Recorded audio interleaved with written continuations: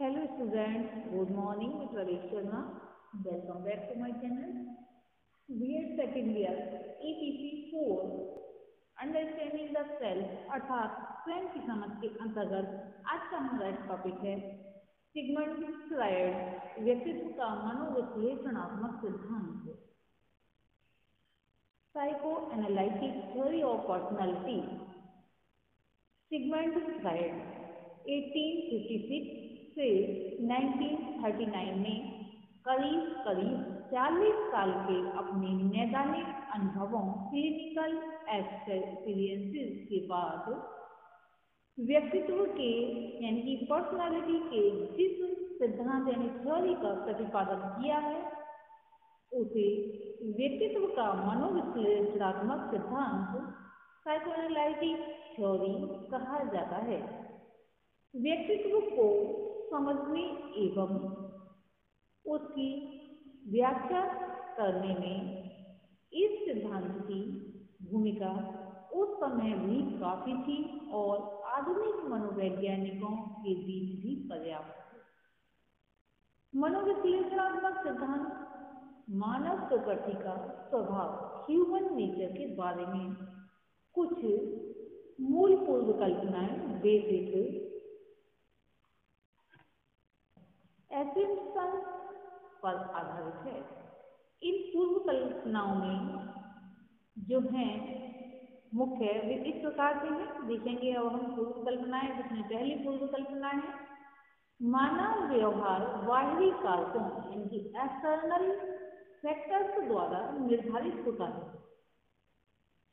यानी कि मानव का व्यवहार जो बाहरी कारक होते हैं उनके द्वारा बनता है और निर्धारित होता है तथा ऐसे व्यवहार अविवेकपूर्ण, इरेशनल, अपरिवर्तनशील, अनचेंजेबल, समस्थितिक, होमोस्टेटिक तथा गे नॉलेबल होते हैं.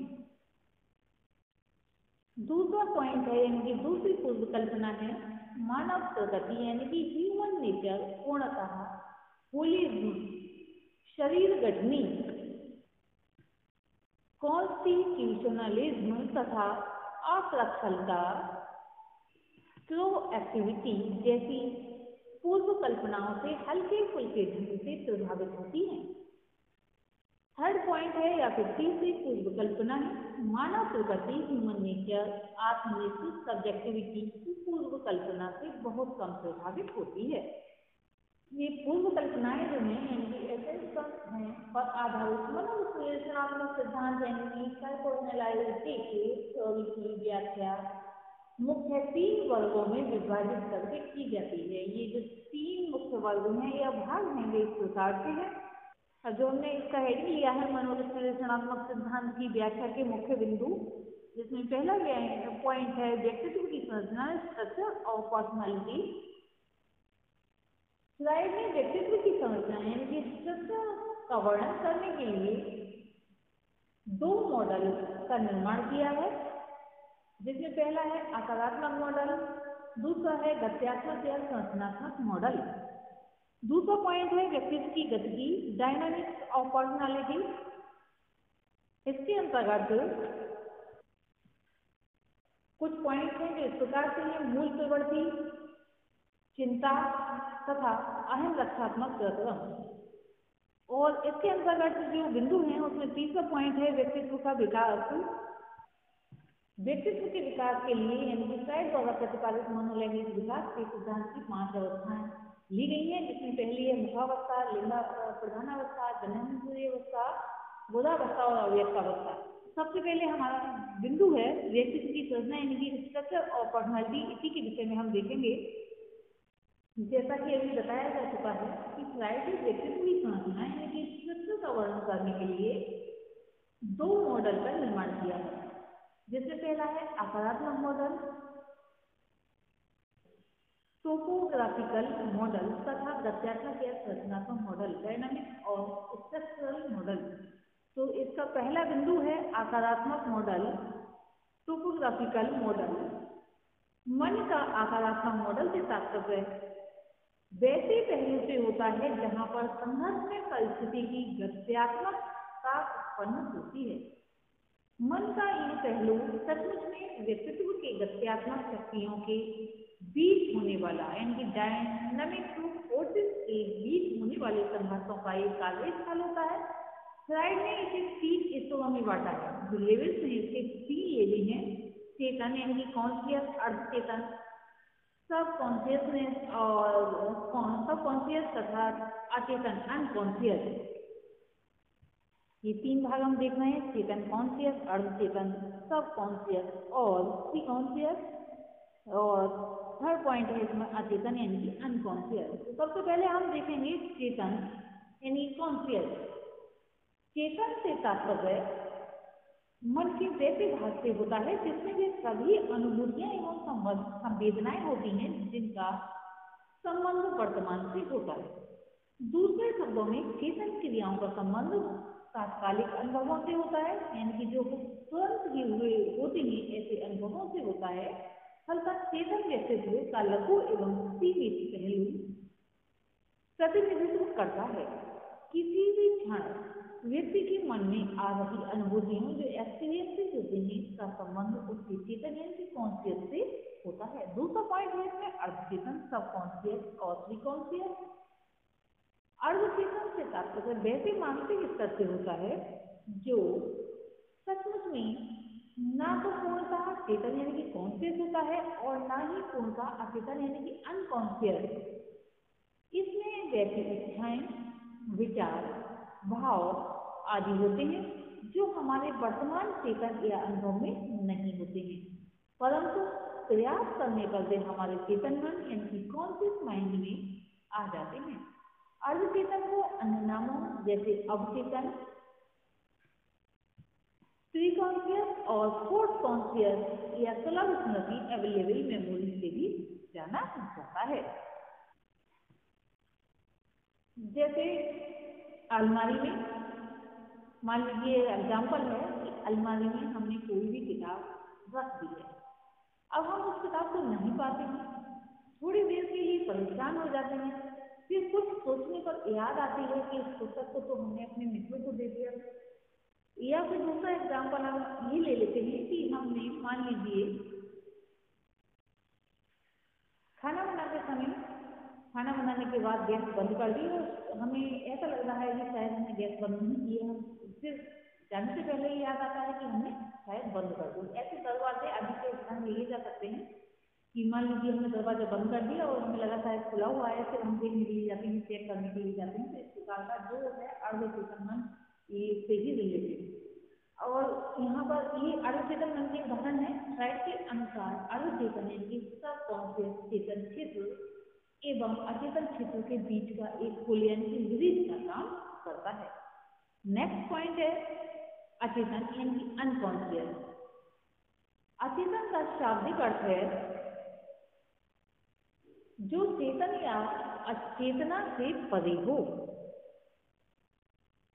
हमारे कुछ अनुभव इस प्रकार के होते हैं जो ना तो हमारी चेतना में यानी कि कॉन्शियसनेस में होते हैं और ना ही अर्धचेतन यानी कि सब कॉन्शियस में होते हैं। ऐसे अनुभव अचेतन में होते हैं। अचेतन मन में रहने वाले विचार एवं इच्छाओं का समूह कामुक, असामाजिक, एंटी सोशल, अनैतिक, इमोरल तथा घृणित, हेटफुल होता है। क्योंकि ऐसी इच्छाएं एवं विचार को दिन प्रतिदिन की जिंदगी में पूरा करना संभव नहीं हो पाता है, अतः उनको चेतन से हटाकर अचेतन में दमित रिप्रेस कर दिया जाता है, जहां जाकर ऐसी इच्छाएं समाप्त नहीं हो जाती हैं। हाँ, ये बात जरूर है कि थोड़ी देर के लिए निष्क्रिय अवस्था हो जाती हैं और चेतन में आने का भरसक प्रयास करती रहती हैं, लगातार प्रयास करती रहती हैं। यानी कि जैसे कि कोई भी बात है हम भूल जाते हैं और वो बार बार चेतन में आने की यानी कि याद आने की कंडीशन में रहती हैं।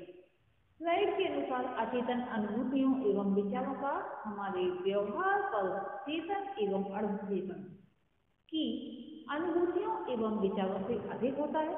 यही कारण है कि फ्राइड ने अपने सिद्धांत में अचेतन को चेतन एवं अर्धचेतन की तुलना में अधिक महत्वपूर्ण एवं बड़ा यानी कि लार्ज आकार का बताया है। जैसा कि हमने देखे थे व्यक्तित्व की संरचना के 2 पार्ट हैं, आकारात्मक मॉडल के विषय में हमने देख लिया। अब देखेंगे गत्यात्मक तथा संरचनात्मक अथवा संरचनात्मक मॉडल। डायनामिक और स्ट्रक्चरल मॉडल। गत्यात्मक या स्ट्रक्चरल मॉडल में स्लाइड के अनुसार मन के गत्यात्मक मॉडल से तात्पर्य उन साधनों यानी कि मीन्स से होता है जिनके द्वारा मूल प्रवृत्तियां से उत्पन्न मानसिक संघर्षों मेंटल कॉन्फ्लिक्ट का समाधान होता है। ऐसे साधन या प्रतिनिधि एजेंट तीन हैं: उपाहम, इड, अहम, ईगो तथा पराहम, सुपर ईगो। इन तीनों का वर्णन हम एक एक करके करेंगे। सबसे पहले हम देखेंगे उपाहम यानी कि इड। उपाहम व्यक्तित्व का जैविक तत्व बायोलॉजिकल कंपोनेंट है जिसमें उन प्रवृत्तियों की भरमार होती है जो जन्मजात होती हैं तथा जो असंगठित, कामुक, असहमततापूर्ण तथा नियम आदि को मानने वाली नहीं होती। एक नवजात शिशु में मूलतः उपाहम की प्रवृत्तियों की भरमार होती है। उपाहम की प्रवृत्तियां आनंद सिद्धांत यानी कि प्लीजर प्रिंसिपल द्वारा निर्धारित होती है, क्योंकि ऐसी प्रवृत्तियों का मुख्य उद्देश्य आनंद देने वाली प्रेरणाओं की संतुष्टि करना होता है। इसे उचित अनुचित, विवेक अविवेक, समय स्थान आदि से कोई मतलब नहीं होता। उपाहम दृष्टिकोण अचेतन अनकॉन्शियस होता है अतः इसका संबंध वास्तविकता यानी रियलिटी से नहीं होता है। इसका नेक्स्ट पॉइंट है अहम। लेकिन उपाहम में थोड़ा हम देख लेते हैं। उपाहम का थोड़ी सी डिटेल और बता देते हैं, एग्जाम्पल्स आदि। उपाहम उनका दो तरह के पराक्रम को अपनाता है: सहज प्रक्रिया रिफ्लेक्स एक्शन तथा प्राथमिक प्रक्रिया प्राइमरी प्रोसीड्यूर।